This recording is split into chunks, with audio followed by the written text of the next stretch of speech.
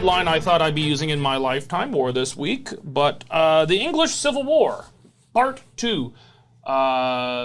Murders of from allegedly migrants in the UK of 3 little girls at a dance class or dance studio of some kind have triggered huge riots and a very clear two-tiered policing against radical Islamists on one hand and indigenous Britons on the other. So we're going to be talking about that. And the U.S. presidential election, Nigel might have some words to eat that Trump was going to cruise to a super landslide majority. The Trump-Kamala Harris race tightening up. It seems like an actual race now. We'll have words on that. We'll have words. Famous words from Nigel. And we're going to, if we have time, we're going to check in on the men competing for the women's gold in the Olympic boxing. Was it, what would you say, pink power? What do you say? What's the feminist saying? I'm a woman, hear me roar. Ah, yes. There we are. I'm a woman, hear me roar. Yeah. In the boxing ring. Okay. All right, well, let's start with it. Nigel, maybe you could fill us in, just start with some of the details. I'm sure a lot of people have seen the story. But 2 Canadian citizens, a father and a son, now Canadian citizens, they weren't when they were allegedly members of ISIS, allegedly cutting off the heads of alleged infidels. So the father is a Canadian citizen, the son is not. The son is 26, the father is 62. They were apprehended by the police in Hamilton, Ontario, in a hotel room where they were discovered to have, it is said, edged weapons, and allegedly they were about to commit a crime, so the police, reasoning that this had gone far enough, moved in and arrested them. They faced charges under the appropriate terrorism sections of the Canadian Criminal Code. There has been a ban on reporting, so anything we say is has to be heard with the view that we can't say everything we think we know. Mm-hmm. Now then, what we can say is that there is video out there now published by ISIS in 2015 which shows a person suspended from a crane and an individual that some people say is El Diddy, the man. El Diddy, that's not a rap name. That's a terrorist name. It is a terrorist name. Okay. Ahmed El Diddy. El Diddy. Ahmed Mustafa. Anyway, there is a person hacking. ISIS actually does some rap now. You've seen this stuff, right? I try to stay away from it. It's quite something. There's some things. The music videos are a little R-rated with missing heads and stuff. Some stuff you just can't unsee. So if you don't need to, you don't do it. But at any rate, there is video out there. It's accessible now. Checked for it yesterday. And a person hanging up there, and there is a man cutting off limbs with a sword. Looks a bit like Ahmed El Diddy, some say. Anyway, if this all checks out, we have the government of Canada issuing citizenship to somebody who has had a starring role in an ISIS video and has then gone on to plan an outrage of some kind in Canada. This is the failure, the abject failure of the Liberals' immigration processing system. You're supposed to catch people like that. The Conservatives have asked for the Public Safety Committee to come back and try and get to the bottom of what actually happened or what didn't happen that should have happened. And the other thing that we've got to keep in mind is that Canadian passport gets you across the border pretty easily. But if the Americans think we're not being very careful about who we give citizenship to, that could change. So, Cory, it's not proven yet, but it's increasingly looking like it probably was. But, we'll use the regular de-risking terms, allegedly, and whatnot.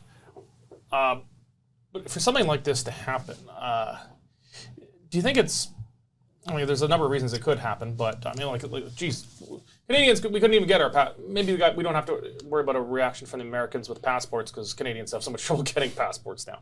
Although that backlog seems to be largely cleared at this point, finally. But Cory, this might be because we are bringing in such massive hordes of people right now. No government on the planet, even a competent, well-run government, even though that's probably an oxymoron in terms to begin with, no government can process this proportion of people coming into a country the size of Canada and do any due diligence. At this point, I mean, if the Liberal government is so intent on bringing in millions of people at this level, there's just no way they can do due diligence no matter what, even if they're trying. Well, law of averages says, yeah, if you're going to bring in 1.5 million people a year, or depending on students and temporary and all the rest that are coming in, some are going to slide through the cracks that you really didn't want here in the first place. That's just volume. But this is the point, too. He got citizenship. So that's not just a landed immigrant status or refugee status or something like that. He went through all of the hoops and the rest and got that. And that's what's frustrating. And we all run across people who play by the rules. They apply. They do it the way you're supposed to do it. And it seems like they get put through the ringer. They wait for years. They get delays. They're desperately trying to get citizenship. They haven't chopped anybody's limbs off or have any questionable history, yet they go through misery to try and become citizens. Yet some of these most odious of people somehow slip through the cracks. I mean, our system is failing us in screening. As you said, you don't necessarily get every one of them, but you should be able to get the ones that have large broadcast videos of atrocious acts, if indeed that's the case with this gentleman. Do they do a Google search at least? I mean, it really shouldn't take that much.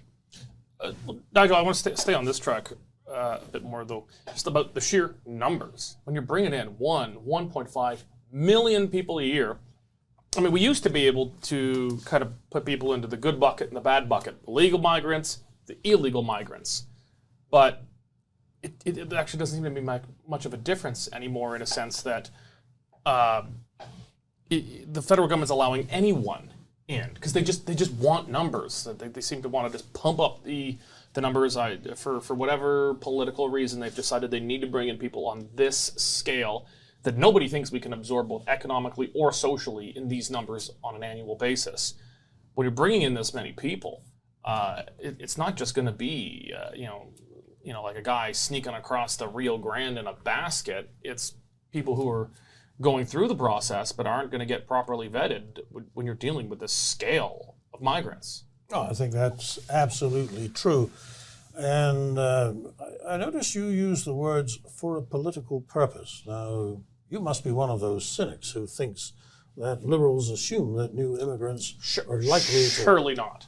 Surely not. I am confounded by your cynicism. You picked up on what I said there. Okay. Yeah. So anyway, but all of what you said perfectly true. When you're dealing with things in that numbers, I think more and more people you don't want are going to get through the cracks. But why are we dealing with people in those numbers? It's beyond the political motive, if there is one.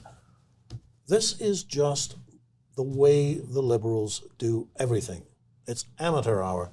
They love to make grand statements. They don't take care of the details. So the grand statement is, we're bringing in refugees, we're bringing in people who we badly need, and they don't think how they're going to do it. They just have the latest university grad who's signed on to the staff of the minister, send them down to the civil service office, and we'll get it done. Just get it done. And you see this in everything from you want to see it. You want to look back through COVID, look at the app that they had. This is an example of governing without taking care of the details. We're not talking about those things right now, but there's a string of them that you could lay at that. And it's the Liberal style of doing government. They don't do government, they just make announcements. This is what happens. I'll come back to you, Nigel, now. Again, we kind of chatted about this earlier about, we should be careful not to always ascribe the worst possible motivations to people we disagree with politically. I'm not. No. I don't think much of Mr. Trudeau, and he doesn't think much of me. So, but I would not assume that Mr. Trudeau would knowingly bring people into the country. I don't think so. No, he wouldn't. And neither would the civil service if they were told to do it. But there might be something a bit lighter I want to explore, and that is the liberals have a radical Islam problem.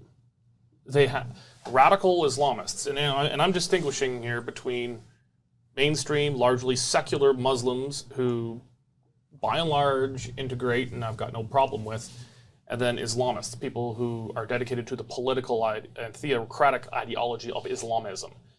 And I think if anything has been clear in Canada since October 7th is that's not a small group in Canada, and it has political sway in Canada. It has political sway with governments, and particularly with this federal government that has been tying itself into a pretzel knot, trying to, Jewish people in Canada traditionally, actually, in disproportionate numbers, supported the Liberal Party.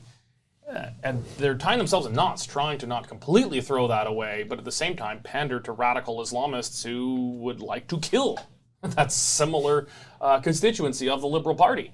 And we're seeing anti-Semitic attacks regularly in Canadian streets, firebombing buses at Jewish schools, businesses, things like that.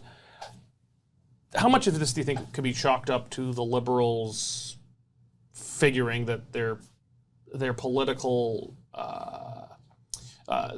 interests lay now with pandering to radical Islamists as an electoral force in Canada? If they're already tied to it publicly, they may as well bring in more. You may well be onto something there, and if you go to Statistics Canada and just look up the ethnic origins of recent immigrants and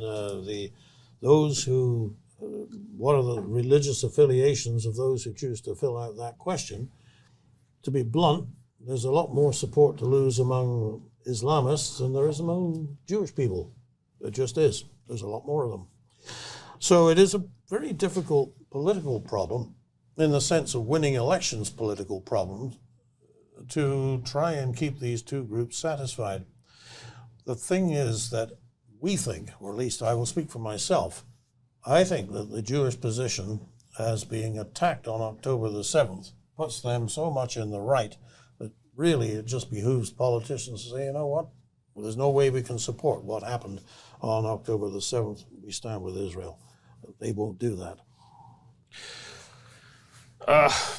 Cory, do you think this is, maybe I'm being too uncharitable here, but the Liberals have just so embarrassingly fallen over themselves, trying not to offend radical Islamists. And I'm not talking about, again here, secular, westernized Muslims. I'm talking about people who adhere to the ideology of political, theocratic Islamism. I think it inspires them to kick the can down the road. I mean, if they're getting reports from civil servants or others saying, we're having a difficulty with this segment that's leading to more trouble than others, or, we're having problems with screening this, I can see senior Liberal members just saying, I don't want to hear about that. It's not a problem. Take care of it. I mean, we see also that the anti-Semitism in the NDP has just blossomed this last few months. I mean, it's not a matter they're completely out of the closet. Being they don't a little hide it at all. bit, they're barely hiding it whatsoever. And that's the partners with the Liberals right now. They don't want to lose that partnership. I mean, we had a Liberal member of Parliament just coming up with a petition saying we should dig into the Canadian pension plan now and pull out of all Israel-related investments. Like this, it's getting absurd. And even if it's not direct in wanting to, lead to having more Islamists getting through the screening system, it also has put the priorities of cleaning that sales system up way down into the back burner because they just don't want to get into it. It's cowardice, I think. Yeah, I also think a lot of this might be, civil servants walking on pins and needles for fear of being called Islamophobic. Yeah. And I think that's a good segue to our next segment on English Civil War. I mean, English Civil War, for me, the term's been used, I think, of Roundheads and Cavaliers. We were talking about the English Model Army earlier today, Nigel. And, that classic by The Clash. That's what I think of. Until this week, all of a sudden, the term has been used. Now, I think it's still an overblown term at this point. I think it's highly unlikely that we're going to see Roundheads and Cavaliers, new model armies standing up doing pitch battle in the UK. but it sure is looking like a war zone right now. We had, just the other week, 3 Indigenous Britons, little girls, stabbed to death. It's alleged that this happened from a migrant. Do we have more information on that yet? My understanding is he's that a he was a citizen. He was born in England of Rwandan illegal immigrants. Okay, He's so 17 years old. if you're born of illegal immigrants, you probably shouldn't be legal yourself. But I mean, that's Either way, he didn't come from another country. He's not an indigenous directly. Briton. He's the next Yeah. generation. yeah. And I mean, mass migration has been a boiling topic really across the West for a long time, but it's really been bubbling up in the UK. It was a big impetus behind why they left the EU, so they could control their own migration policies, to which they didn't really seem to take advantage of once they left the EU. They just kind of left their borders undefended in any case. But this has triggered, first it started with some protests and police not allowing the protesters near these migrant shelters and whatnot. And then one way or another, it's turned into rioting. We have rioting from people generally presumed to be on the right in Britain. Then we've also got what have been described as so-called Muslim patrols going around beating up Indigenous Britons who, by the color of their skin, they suspect of being English Defence League, EDL, or going around destroying pubs. I suppose pubs are not the most Sharia law compliant buildings in Britain. Actually, the last time I was back there, half the pubs I ended up in were owned and operated by people not like us. Well, that's good integration. Once they're serving liquor, we know they're integrated into Western civilization. Local business people. Yeah, I mean, and that's great. But this is really heated up. And then you had Britain's new Prime Minister, Keir Starmer. Coming out, not appealing for calm, but more or less saying on both sides, but really just targeting one side, the side of Indigenous Britons who are angry about mass migration getting out of control and the crime that often accompanies that. Those that have participated in this violence will face the full force of the law. The police will be making arrests, individuals will be held on remand, charges will follow, and convictions will follow. I guarantee you will regret taking part in this disorder, whether directly or those whipping up this action online and then running away themselves. This is not protest. It is organised, violent thuggery, and it has no place on our streets or online. Okay, so Starmer's address there, just pouring gasoline on the fire, not acknowledging that there's even two sides in this. I mean, rioting is not the way to achieve positive political ends, no matter what, no matter how dire the problem is. But I mean, it is probably an inevitable result of decade after decade after decade of unchecked migration and doing a less than stellar job at being able to integrate people from very different cultures in these kinds of numbers. And people living in parallel societies side by side. There's no-go zones in Britain now, as there are in most major European cities. I guess start with you, Nigel. You're still a subject or citizen. What's the proper term? Well, I'd be proud to be a subject. But okay, anyway. I'll call you a subject of the king. But you're a UK citizen. I guess no longer a European citizen. Congratulations. Just your initial reaction to how this all got going and the government's initial reactions to it. Okay, you have just unwittingly opened the faucet. Unleashed a whole bunch of recollections here, Derek. This actually dates from the early 1950s. What happened was that Great Britain at that time, largely, almost entirely white, needed nurses. And so there were nurses available in Jamaica, and they arrived and they took up residence and they brought their people with them. And the process of immigration post the empire began. They were followed in due course by people from the Indian Empire, as was. And so it went on. And by the late 1960s, there was serious concern among ordinary people that the nature of the country was being changed. And a famous conservative politician by the name of Enoch Powell made a speech, which was at first ignored, but which was later rediscovered, in which he said, "I see the Tiber flowing with much blood. This is not going to end well," was the gist of the speech. And of course, what we're seeing now is the Tiber flowing with much blood. Now, this is not because people are ill-willed. It is because people have not been listened to.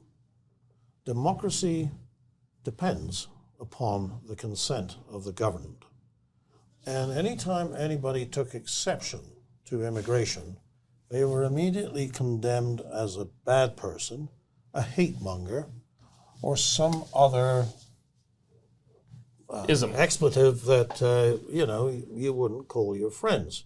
And somehow it was just assumed by the politicians running the country, and this goes across parties and through decades, well, maybe it is not such a good thing, but we don't have an effective answer to it, and we don't want to be called racist, therefore we will do nothing and leave it to the next generation. Meanwhile, people were starting to become resentful. And it's not merely that you don't want your kids dating people of other races. It's when folks just row themselves across the channel and say, "Here am I, pity me, the poor immigrant. Now give me, let's see, some housing, some money for food, some medical care. My kids need to go to school." And you have these huge numbers making demands upon a population that never asked for them to come here. When you point that out, you're still told, well, that's mean-spirited. I mean, these poor people, yeah, they probably are poor people. There are some terrible places in the world. But that doesn't mean that the government shouldn't take control of the situation and deal with it. And instead, they have chosen to excoriate the people who say that they should take control of the situation. And it's just like pumping steam into a boiler until eventually, with no safety valve, the thing blows up. That's what you're seeing in England today. Cory, maybe you can speak to the reaction from the government, the Prime Minister's speech, which we showed there, really just saying there's bad guys here, and the bad guys are not radical Islamists patrolling British streets, beating up Indigenous Britons. It is the Indigenous Britons who are rioting, and no, I agree. That's not the way to conduct yourself in this. I mean, I guess it's finally gotten people's attention, but still, that's not the way you go about it. But there are clearly two sides here, both employing violence and just saying, like, you will be stopped, and we're coming down for you, and we're completely ignoring the other side in this. I mean, it seems to have really thrown just gasoline onto the flames. It is. And it's made the riots much, much worse. They should have been very carefully, at least just trying to defuse this, not inflame it. I mean, these are race riots. There's no beating around the bush. That's what this is. And it's dangerous, and it's terrible for everybody. There's going to be innocent people hurt. There's going to be, I mean, we've seen the footage of, and I can't stand riots. They always drive me nuts because the losers come out, the violent people come out. We've seen white or non. I've seen breaking into stores and stealing things. It has nothing to do with the cause. They just want to tear the house down. And when you start taking sides on something like this, you're going to inflame both sides because one's going to feel victimized and one's going to feel empowered. But it shows, as Nigel's saying too, how deeply entrenched the attitudes are, the political cowardice, the fear in even being able to address what the underlying issues are that have led this into the powder keg that it is. I mean, and these things build, and we saw it outside of St. Louis in the United States. If we want to get more domestic, when you've got too much division, it builds and builds, and it takes just a small provocation before it blows. And they've been kicking this can down the road, and for the government to still kind of keep that same approach of of saying, shut up, you're not being tolerant, you're being racist, you're only going to make it worse. That's the attitude that built this. You've got to come up with a new attitude if you want to diffuse it. Cory, there's one thing that I have not seen in all of this coverage is the trigger incident in which this Rwandan young man, black, knifed 3, killed 3, stabbed to death 3 little white girls. I have yet to hear that described as a hate crime. Well, and that one, for example, was I would like to think still just a lunatic kid, a sick one, a murderous, awful person. He was the one who just happened to be there to light the fuse. But if that didn't happen, I don't know if that was hate motivated or just the lunacy of one individual who happened to have been black. But it led to, that's the fuse has now been lit. And if it wasn't that, it might be another week where a young woman is molested or a shop is robbed or something else. Like, the situation was there. This was the trigger. And it was a horrific one. I mean, every society hates seeing the murder of children. And unfortunately, a lot of the rumor mill jumped into things too. And that's what I'm saying. This is bad. This is really bad. When the other rioters are marching on mosques, most of the attendees of the mosques weren't interested in assaulting people. No. And they're going to be victims as well. Switch the races around and you've got a hate crime. Yes. If it had been targeted, absolutely. And I'm certain the reaction from that crowd too, if it had been a 17-year-old white guy went into a mosque and murdered 3 young children, rightfully called a hate crime. And the riots would probably begin then too, because that tension is just there waiting for the excuse. So, if nothing positive has come, at least one thing I think sort of perversely positive has come from this, and that is exposing the totalitarian nature of the British state right now. That they are arresting people for speaking about this issue on social media. People who aren't encouraging rioting and violence, but who are speaking, perhaps forcefully nonetheless, on the issues surrounding it. They're being arrested and charged, and this was on the direct orders of the new Prime Minister, for inciting violence, for inciting hate. They've even said, I think it was the minister responsible for courts, I guess that's roughly analogous to a minister of justice here, saying that even retweeting a statement that could be a little too spicy, just talking about the issues, retweeting something can get you arrested, and that they want to extradite people from outside the UK who are commenting on this. I'm not expecting an extradition notice coming from me anytime soon, although you never know.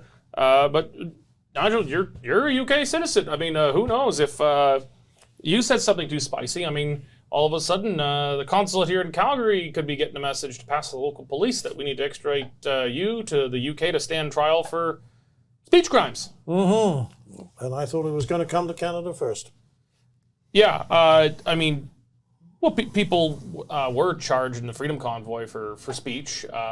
Most of those have all been thrown out, but the UK seems to have gone down a very dangerous path here, where simply speaking about the issues surrounding this can get you perhaps serious jail time now. Well, Derek, you started this segment by talking about the English Civil War. In many ways, the mentality driving what the British government is doing now under Keir Starmer, and by the way, I don't think it would have been terribly different under his predecessor, but Agreed. Quite similar in mentality to the Puritans, Presbyterians who rebelled against the king. The king was not an easygoing guy, but he was obstinate and refused to deal with Parliament. And he raised taxes. That was what he did. Without the consent of Parliament. Without the consent of Parliament, which again goes to show that a good government always rests upon the consent of the government, of the governed. And that's what's been missing in Great Britain for so many decades. I guess I'm not going to get into a deep comparison of the English Civil War with you, Cory, but I think it's perversely almost a positive that's come out of this, that it's exposing the genuinely, and I don't use this word lightly, everybody throws words like this around too lightly, but the genuine totalitarian nature of the British government right now, perhaps the British state itself, that they would begin arresting people for social media posts, even retweeting social media posts, and even want to extend the reach of that beyond their own borders and extradite people. And they've said this quite explicitly. It's exposing it, but I don't know if it's going to be a positive development. It's also exposed the pressure it was on. And what the government wants to do is Nigel's saying, it's like steam building up. They want to put a cork back into it, is what they're doing. You know, they're trying to shut up people who are speaking up as to why this has gotten where it is. And they just want to quell it all back into that ball, which of course is only going to lead to a bigger explosion. This can and will get a heck of a lot bigger if the government thinks that quelling speech is how they're going to calm the people who are willing to riot already. Yeah. So this is going to end I honestly badly. don't know how this ends. No, it doesn't look good. Yeah. Okay, well, let's bring it back to this side of the ocean here. The U.S. presidential race is apparently a race again. I mean, it looked, even pre-Biden-Trump debate, that Trump was really headed towards a win, and then with the debate and then the assassination attempt, Trump looked like he was rolling to an 84 style Reagan landslide, like he was just going to kill it. But, you know, the Democrats did what they inevitably were going to do. The Democratic Party undemocratically selected their Democratic candidate, Kamala Harris. No primaries. No one actually got to vote for her. It'll just be elites of the party coronating her at the upcoming convention here. And she's selected as her candidate for vice president, the Minnesota governor, Tim Walz. Tim Walz. Interesting guy. I mean, he's got a bit of a record, but so does anyone ever running, but is very interested. Speaking of riots, he seemed, as governor of Minnesota during the BLM riots, to almost be encouraging them. I mean, there's footage of his wife, First Lady of the state, saying she kind of liked smelling the burning tires to remind her of what's going on out there. Bizarre stuff. But I'll start with you, Corey. Polls have tightened. Trump is still doing better. I mean, the popular vote is very tight. Trump is still leading in most of the swing states, but even those are tightened up now. Do you think this is just a temporary bounce because they got rid of the guy who can't think? Well, I think it's a temporary one because Kamala can't think all that well either. You notice that even though the media... But she knows what room she's in and what plane to get on. True, yeah. She's ahead of that. She can get her shoes shoes on and eat solid foods. But you notice that she hasn't been out very much since this whole coronation. The media has done the full court press. The party's done it. The donors have done it. But they're not putting a heck of a lot of Kamala out there because they're trying to retrain the Queen of Platitudes into being able to speak like a presidential candidate. So I think they've got to bounce. Well, there's no doubt they've got to bounce. But whether or not that's going to withstand the campaign in the next couple of months, I have doubts. But the other thing with the American politics that always astounds me, it's always close. You know, as polarized as it is, it's always within just a couple percentage or a couple of states or something. I don't think we're ever going to get an 84 landslide like that again. No, so I wouldn't be making bets on this thing right now, but I do think that her current bounce is that. It's a bounce and it's temporary. It's going to take more to make people realize or think that she's presidential material once they get to know her. Well, that's the reason why she's not answered a question from the media. And it's a friendly media, don't forget, but not since they announced her as the heiress apparent. And that's probably because they don't want some smart-ass reporter asking, is she still in favor of getting rid of private health insurance? Is she still going to want to confiscate firearms through a Canada-style mandatory gun buyback program? Is she still... Well, hopefully she'll be as successful as the Canadian one, which is confiscated precisely zero guns today. But there's about a dozen things that she has said which are deeply offensive to, I would think, a majority of the American population, whether they're registered liberals or registered Democrats or registered Republicans. She's on tape supporting the riots in the summer of 2020, and now she's got a vice president candidate who spoke very favorably of people who burn buildings and destroy stuff.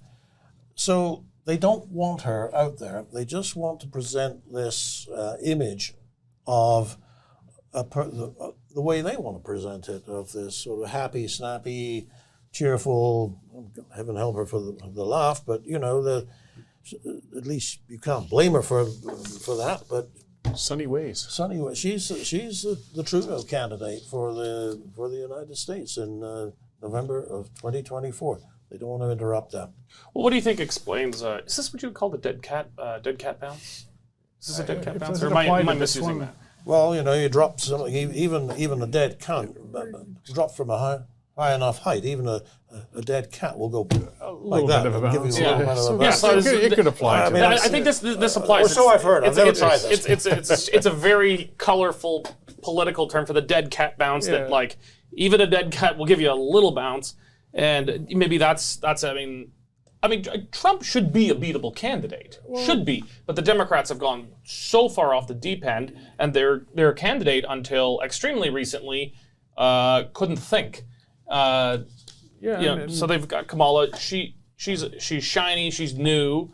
How much staying power has she got? She needs a lot of coaching. As Nigel said, that's why they're keeping her behind closed doors, because there's a bunch of them we know that are waiting with those tough questions, and she's going to have to answer them, or she won't, and it's not going to fare well for her. I mean, again, that's why Trudeau comes to mind. She puts out incomprehensible word salads whenever she's cornered. I mean, she just blathers, and it usually completely She's unburdened by the rules of the English language.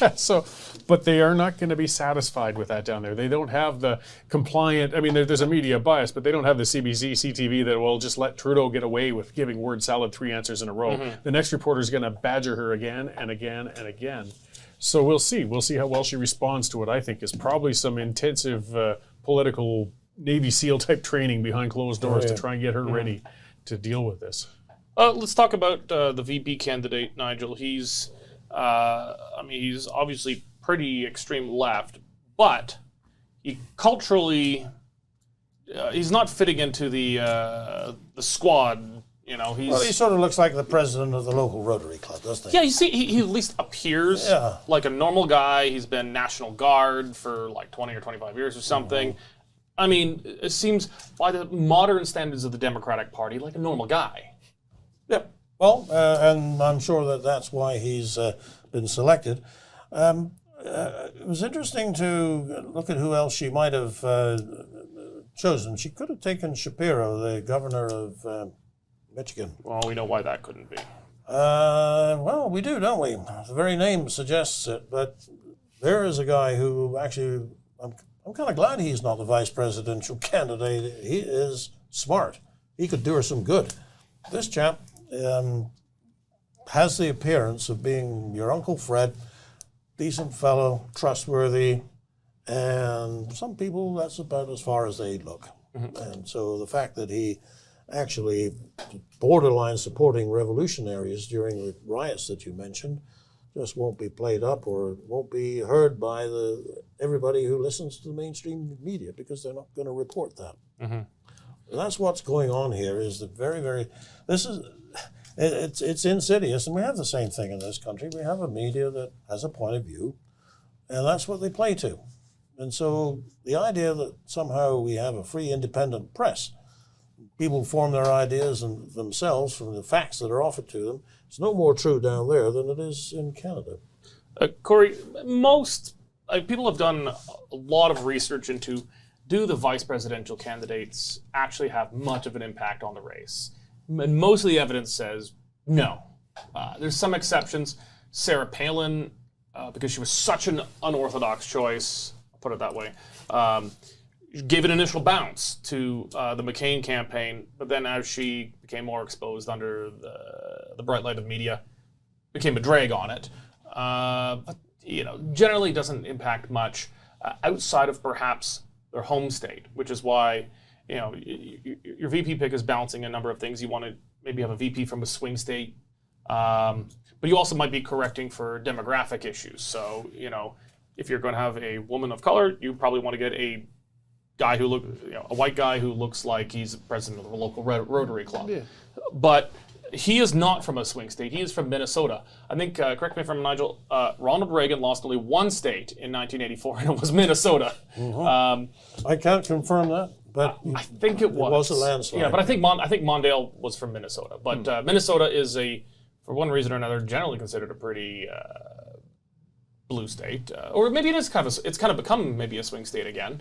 But J.D. Vance, Ohio, the ultimate swing state since Florida moved out of swing state into deep red territory. Do you see, on balance, either of the VP candidates being able to give either presidential candidate a significant boost of any kind at this point, or is it a wash? I think they were both considered with the same sort of things like you're talking about. I mean, they sit in rooms and juggle the demographic advantages, disadvantages. You rarely see a VP candidate, somebody who's going to outshine the presidential candidate. They do want them to just to be innocuous in the background. I mean, that was part of the problem with Palin. Yeah, it's a bit of a balance. She outshone McCain. You're hearing a heck of a lot more about her, and then the downside of her versus your presidential candidate. Better to have somebody who's just kind of quietly back there, not causing damage or making waves. Do you think that's why they put Vance there on the Trump campaign? Vance he's an odd one. He might make waves, but he's not going to outshine Trump in standing out. Yeah, you've got a very bombastic candidate there, so you don't really have to worry about it. I think they were going for youth. Like this, it's the first millennial to be on the presidential ticket. And Poor Gen X, they skipped right over Gen X. They went right from boomer to millennial. Sorry, Gen X. yeah, and they did, I think, want to hit that, kind of south interior area where you're dealing again with Virginia and Pennsylvania and Kentucky and Ohio. I mean, there's a lot of people there feel underrepresented within the country and talked down to. That's something that's always gets to them. That's where Trump had appeal with them before. So Vance entrenches that a little more. Well, he does. And the other thing about Vance is that let's face it, Trump is 78. Yeah. He could die, even if It was less likely than Biden, but he is old enough that he could just spring just chicken, go. yeah. Although it seems more likely to be from a bullet than from a stroke. But, That's also true, sadly. But if Vance becomes president, how do you feel about that? And a lot of people say, well, actually, he seems like a pretty straight-up, decent sort of a man. Yeah. And I think that could well be Another playing consideration. for the Trump-Vance team. In our just very last minutes here, let's talk about women's Olympic boxing. Now, there's two high-profile cases of, let's just say, not quite women who are boxing in the Olympics this time.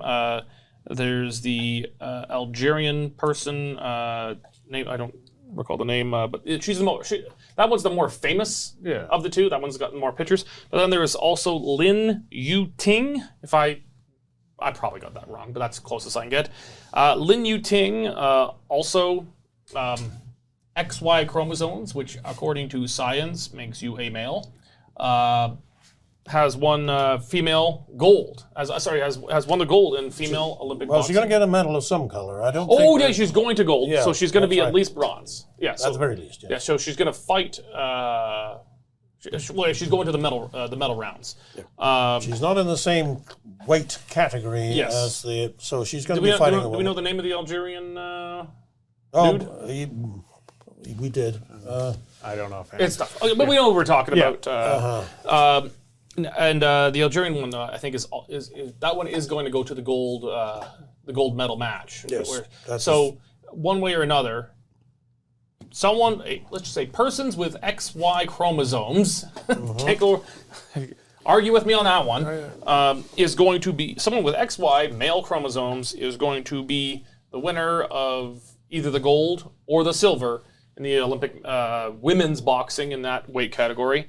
And Lin Yuting is going to be fighting for one of the medals here. So, I mean, well done, ladies. Sorry, the old boy's got to win again. And that should have been the only determinant left, because we can surgically alter things. People can identify as such, whatever else. Just stick to the genetics. Does the person have this or that? Because that is actually binary. Get over it. There's male and female. There's physiological distinctions. And now that you're not going to allow an XY chromosome to disqualify somebody, women's sports are done. Give it up. If you can't stop it based on that, it's over. So the Algerian boxer, Imani Khalif, excuse me, advances to the gold medal bout. If she wins, what is that going to... She. It's hard to keep hard to keep straight. Whatever. Well, that's the point, isn't it? Should that person be competing? I mean, in that? in that case, I mean, it's more nuanced than it appeared at first glance. This is not, Macho Man Randy Savage putting on a dress to beat up some women. Someone who developed differently, and I think we could be sympathetic there. But at the end of the day, we have to be fair and be governed by basic. The leftists like to say this. Follow the science. Well, they never follow the science when it doesn't suit them. And this is just a simple fact of biology that this person has XY chromosomes, which makes you more male than not. Whatever other developmental issues took place. And I actually do feel bad for this person that such a private issue has become a global headline. I mean, that's got to be unpleasant. Some people might be happy for it, like that. The poor French pole vaulter. He was probably happy to have his junk in the headlines. His dance card's full now. Yeah. he's the biggest winner at the Olympics. He's the biggest something. Yeah. Well, we're gonna have to cut Corey off right there before this show goes any more off the rails. But anyway, we're gonna be watching these boxing matches. May the best man win. Thank you very much, gentlemen. Thank all of you for joining us today. Remember, if you're not yet a member of the Western Standard, you're freeloading. The Western Standard is one of the only media left in Canada that doesn't take Justin Trudeau's federal media bailout money. If you want us to continue doing what we're doing, you got to stop freeloading. You got to get off the bench. You got to get into the fight. Go to westernstandard.news right now. Click on subscribe. It's only $10 a month or $100 a year for unlimited access to all Western Standard content, and you'll be supporting one of the last free press organizations left in Canada. Thank you very much for joining us today. God bless. You can become a Western Standard member for just $10 a month or $99